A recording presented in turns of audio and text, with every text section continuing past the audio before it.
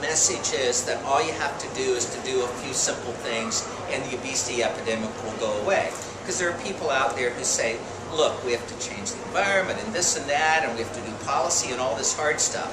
That's okay. I don't have any problem with that.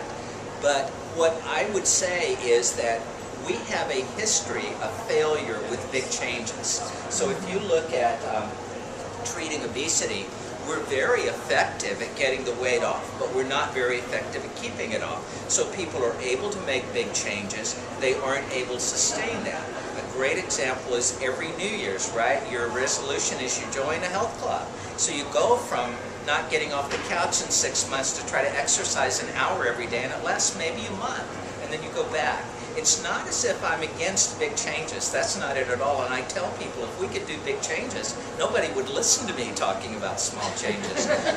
But I think we have to understand that we're trying to change some real basic behaviors. What you eat and your activity level. This is hard stuff.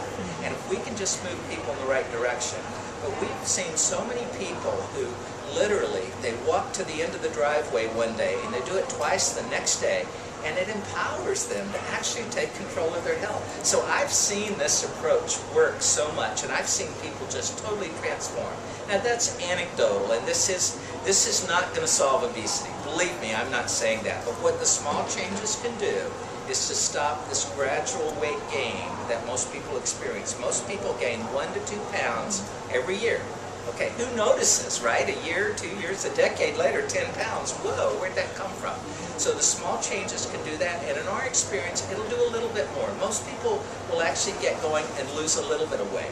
Now, if you're very obese and you want to go back to a normal weight, you have to achieve some big changes. But the small changes might be a way to get you there. So that's kind of where it's coming from. I think it's a misunderstanding of what we're trying to do. They seem to think with the small change message out there, it minimizes the need to take on all these big things, and it absolutely does not.